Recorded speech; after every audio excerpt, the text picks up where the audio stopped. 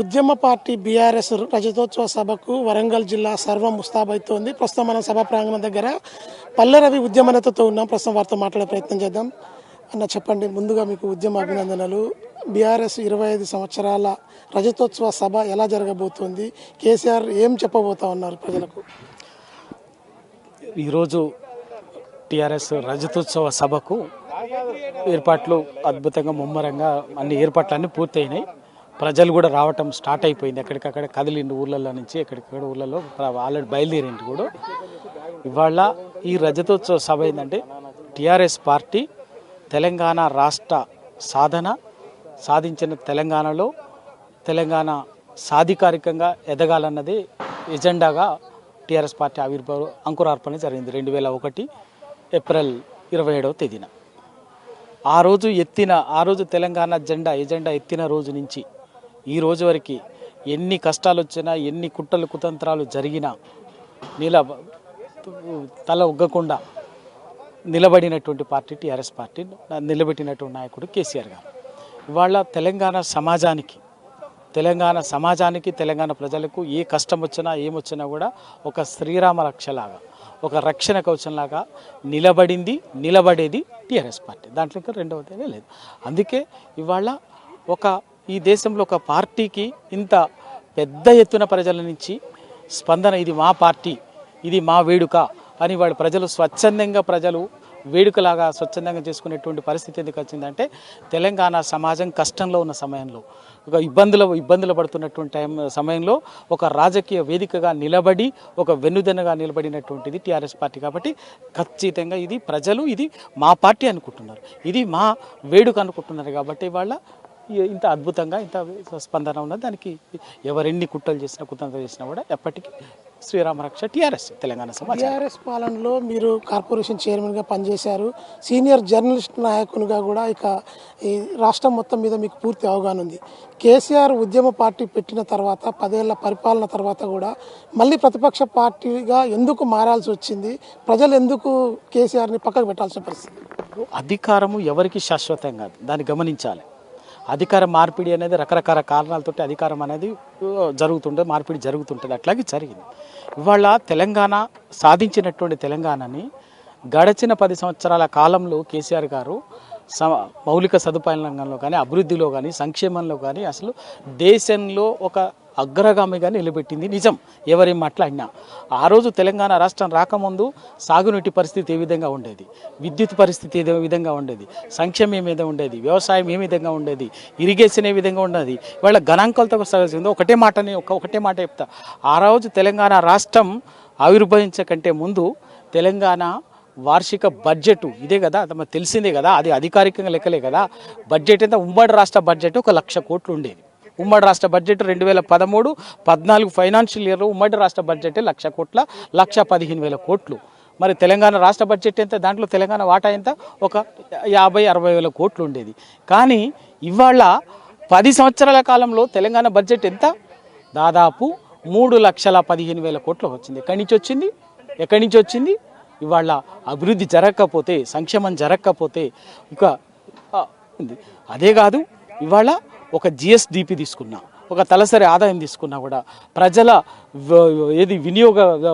ప్రజల purchasing capacity తీసుకున్నా, ఏ parameter తీసుకున్నా ఇవాళ తెలంగాణ అగ్రగామిగా ఉన్నది.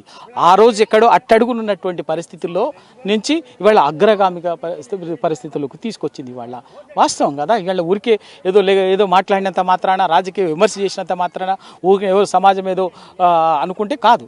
100కి 100 పాళ్ళు తెలంగాణ ఆ రోజు తెలంగాణ ఏ పరిస్థితుల్లో ఉండే, ఈ 10 ఏళ్ల తర్వాత లెక్కలతో సహా మీ దగ్గరే ఉన్నాయి కదా ప్రభుత్వము. పారామీటర్స్ ఉన్నాయి. అభివృద్ధి సూచికలు ఏందనేది, గ్రోత్ ఇండెక్స్ డెవలప్మెంట్స్ ఏందనేది, హ్యూమన్ డెవలప్మెంట్ ఇండెక్స్ ఏందనేది, రకరకాల పారామీటర్స్ మనం ఊరికే మాట్లాడితే సరిపోదు, అవన్నీ ఉన్నాయి. ఏ పారామీటర్ తీసుకున్నా ఇవాళ తెలంగాణ 2014 ఏ పరిస్థితిలో ఉండే, 2023-24 ఫైనాన్షియల్ ఇయర్ ఏ పరిస్థితుల్లో ఉండేది వాళ్ళు చెప్తానే ఉన్నది. దానికి ఇవాళ అద్భుతంగా ఇవాళ తెలంగాణ సమాజం, ఇవాళ ప్రజల పర్చేసింగ్ కెపాసిటీ పెరిగింది, తలసరి ఆదాయం పెరిగింది, ఇవాళ మౌలిక సదుపాయాలు పెరిగింది. ఇంకా సింపుల్గా చెప్తే ఆ రోజు మన విద్యుత్తు ఎంత ఉండే, మనది 7,000 మెగావాట్ల 7,000 మెగావాట్ల విద్యుత్తు ఉత్పాదక సామర్థ్యం ఉండే. ఇవాళ ఎంత 10 ఏళ్ల తర్వాత 20,000 చిల్లర మెగావాట్ల ఉత్పత్తి సామర్థ్యం వచ్చింది. కనిపిస్తలేదా? 3 రెట్లు. ఎక్కడ 7,000 మెగావాట్లుది, ఇవాళ ఎక్కడ 20,000 మెగావాట్లు. ఒక భద్రాద్రి పవర్ ప్రాజెక్టే, ఒక యాదాద్రి పవర్ ప్రాజెక్టే 4,000 మెగావాట్లు ఇవాళ విద్యుత్ ఉత్పాదక సామర్థ్యాన్ని సంపాదించుకోగలిగినాం. ఆ రోజు తెలంగాణలో ఉన్నటువంటి గురుకుల పాఠశాలలు ఎన్ని అన్నీ చూస్తే 270 గురుకుల పాఠశాలలు ఉన్నాయి. ఇవాళ 1,050 గురుకుల పాఠశాలలు పేదవాడికి, పేద మధ్యతరగతి వాళ్లకు ఒక ఉన్నతమైన చదువుతో పాటు పౌష్టికాహారాన్ని అందించేటటువంటి ఒక అద్భుతమైనటువంటి ఒక కార్యక్రమము వాళ్ళ గురుకుల పాఠశాలలు. ఇంకా చెప్పండి, మెడికల్ కాలేజీలు ఉమ్మడి రాష్ట్రంలో 70 సంవత్సరాలు పరిపాలించినటువంటి వాళ్ళు ఈ తెలంగాణలో ఏర్పాటు చేసినటువంటి మెడికల్ కాలేజీలు ఏంటండి? పట్టుమని 5 మెడికల్ కాలేజీలు, 5 అంటే 5 మెడికల్ కాలేజీలు. ఇవాళ ఎన్ని గవర్నమెంట్ మెడికల్ కాలేజీలు ఉన్నాయి? తెలంగాణలో 33 జిల్లాల్లో 30 జిల్లాకు ఒక 33 మెడికల్ కాలేజీలు.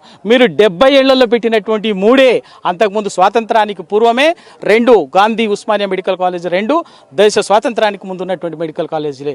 70 ఏళ్ల స్వాతంత్రంలో మీరు పెట్టినటువంటి మెడికల్ కాలేజీలు పట్టుమని 3. కానీ ఈ 10 ఏళ్ల కాలంలో కేసీఆర్ పెట్టినటువంటి మెడికల్ కాలేజీలు 30 మెడికల్ కాలేజీలు పెట్టిండి. అబద్ధమా? ఇవన్నీ ఊరికినే ఏదో నోటికి వచ్చింది కదా, రాజకీయం వచ్చింది కదా, అధికారం వచ్చింది కదా, కూర్చు ప్రజలేదో పొరపాటు ఏమరపాటున మీకు అధికారం అప్పచెప్పారు. కానీ అహంకారంతో, అధికార బలుపుతో మాట్లాడితే, ఇష్టం వచ్చినట్టు మాట్లాడితే ప్రజలు మిమ్మల్ని తొక్కుతారు. రాజకీయంగా తొక్కే టైం వస్తుంది. నీళ్లు, నిధులు, నియామకాలు, భాష, యాసపై పట్టు కోసం పోరాడినటువంటి ఉద్యమ పార్టీ అనుకున్న లక్ష్యాలను సాధించగలిగిందా?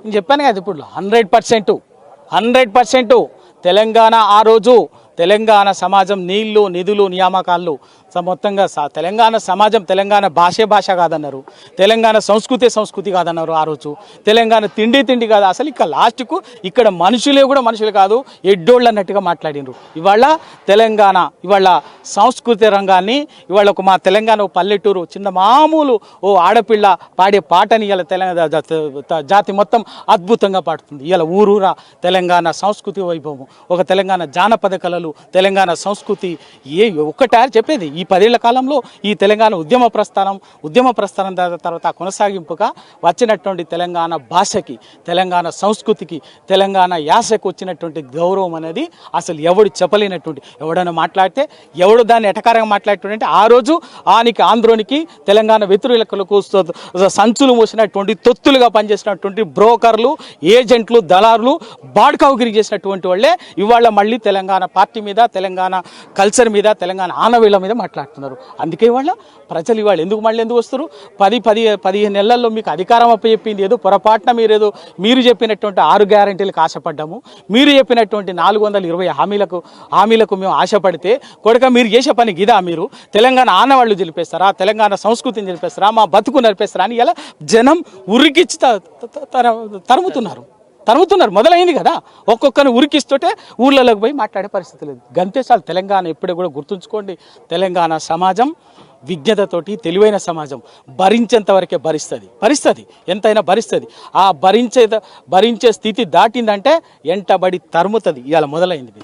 మీరు ప్రజలకు ఇచ్చినటువంటి హామీలేంది, ప్రజలకు ఇచ్చిన ఏ మాట చెప్పి అధికారంలోకి వచ్చారో ఆ పని చేసి పెట్టండి, వాటిని నెరవేర్చే ప్రయత్నం చేయండి, దానికి అనుగుణమైనటువంటి కార్యాచరణతో పండి. అది పక్కకు పెట్టి చేస్తామన్నటువంటి హామీ అది చేయకపోగా ప్రజల బతుకుల మీద బుల్డోజర్లు దించి ప్రజల గుండెల మీద బుల్డోజర్లు దించుతామంటే ఊరుకుంటారా? తొక్కుతారు. ఎందుకంటే మిమ్మల్ని తొక్కిన రోజు, మిమ్మల్ని ప్రజలు తొక్కడము తరిమే రోజు, రోజు మీకు ఎవరైతే అండదండ అనుకుంటున్నారో ఆంధ్ర తొత్తులు, ఇటు గోదావరి కవతలు, ఇటు కృష్ణ కవతలు ఉన్నటువంటి వాళ్ళు అండ ఉంటారు అనుకో, వాళ్ళే మిమ్మల్ని ఆదుకునేటోళ్ళు కాదు మీకు వచ్చాడు. ఎందుకంటే తెలంగాణ తరిమితేనే కృష్ణా బార్డర్ దాటిపోయినటువంటి వాళ్ళు పోయి ఆడ తలదాచుకున్నటువంటి మిమ్మల్ని కాపాడతారా? మీరు ప్రజలు మంచో చెడు మీకు అధికారం ఇచ్చిండ్రు. ఆ ఇచ్చిన అధికారం ఉపయోగించి ప్రజలకు ఇచ్చినటువంటి 420 హామీలని ఇప్పటికైనా నెరవేర్చే ప్రయత్నం చేయండి. అంతేగాని ప్రజలతోటి సవాలు చేసి ప్రజల ఉసురు పోసుకుంటామంటే తొక్కుతారు, వదిలిపెట్టేది. చివరగా 16 నెలలు ఫామ్ హౌస్కే పరిమితమైన కేసీఆర్ మొదటిసారిగా ప్రజల ముందుకు వస్తున్నాడని చెప్పి కాంగ్రెస్ నాయకులు అంటున్నారు. మీరు అనుకున్న రాజకీయ లక్ష్యాలను భవిష్యత్తు ఏ విధంగా ఉండబోతోంది బీఆర్ఎస్ది, ఆ లక్ష్యాలను మీరు సాధించగలుగుతారు? ముందుగా మిమ్మల్ని అడుగుతున్నా, వాళ్ళకు కూడా చెప్తున్నా, ఒక మాట చెప్తున్నాను. ఏం చెప్పారు కేటీఆర్ గారు, హరీష్ రావు గారు, మేమంతా కూడా హైదరాబాదితులు గగ్గోలు పెడుతుంటే, అర్థనాదాలు పెడుతుంటే, రైతాంగం అర్థనాదాలు పెడుతుంటే మేము పోయి మాట్లాడుతుంటే ఏమిటి, అయ్యో మాకు ఇవ్వాలనే కదా కూర్చిచ్చింది, అధికారం ఇచ్చింది, ఒక సంవత్సరం ఆగరా అని చెప్పేసి మాట్లాడుతుంది, కథలు పెడుతుంది. మరి కేసీఆర్ గారు ఏమో మాట్లాడకపోతే వ్యూహాత్మకంగా ఒక పెద్ద మనిషిలాగా తెలంగాణ కోసం ఒక టవరింగ్ పర్సనాలిటీ, ఒక శిఖరం లాంటి వ్యక్తి, ఒక పెద్దరికంగా ఒక సంవత్సరం పాటు వీళ్ళ అధికారం ప్రజలు ఇచ్చారు కదా, మనం కొంచెం మౌనంగా ఉందాం, మనం కొంచెం చూద్దాం ఏం జరుగుతుందో చూద్దామని వ్యూహాత్మకంగా ఉంటేనేమో కేసీఆర్ రాలేదు వస్తుండే ఇంకా ఉంటాడు. కేసీఆర్ సైన్యాన్ని తట్టుకోలేనటువంటి వాళ్ళు కేసీఆర్ని తట్టుకుంటారా?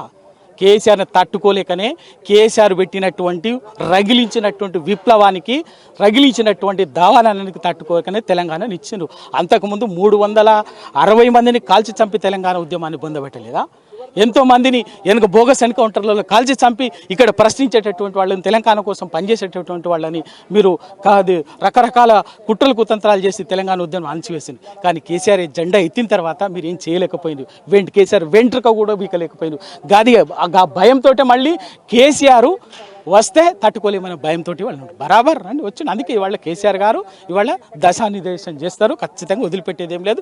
దాని తగ్గట్టు కార్యాచరణ ఉంటుంది. ఇక కాసుకుంటూ రెడీగా ఉండండి, సిద్ధంగా. వరంగల్ వైపు కదులుతోంది, సభ ఎలా ఉండబోతుంది? అద్భుతంగా ఉంటుంది. మీరు చూస్తారు కదా, సాయంత్రం ఇప్పటికీ చూస్తలేదా, ఒక జాతర లాగా ఉంది. మేడారం జాతర ఎట్లుంటుందో తెలంగాణ రేపు ఇయ్యాలటి వజ్రోత్సవ సభ, రజతోత్సవ అట్లాగే ఉంటుంది.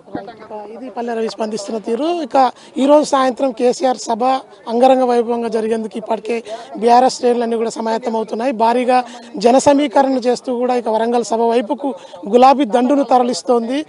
ఇక ఇప్పటివరకు అయితే ఇక వరంగల్ వైపుకి వస్తున్నటువంటి గులాబీ శ్రేణులు మొత్తం కూడా 10 లక్షలకు పైగా ఉంటాయని చెప్పి బీఆర్ఎస్ శ్రేణులు చెప్తున్న నేపథ్యంలోనే పూర్తి స్థాయిలో ఏర్పాట్లు అయితే చేశారు. సభ విజయవంతం అవుతుంది. ఖచ్చితంగా కేసీఆర్ మళ్ళీ ప్రజలకు దిశానిర్దేశం చేస్తూ పూర్వవైభవం తీసుకొస్తారని చెప్పి పల్లె రవి ఆశిస్తున్న పరిస్థితి ఉంది. మధుతో వెంకటరెడ్డి, మెగా 9 టీవీ, వరంగల్.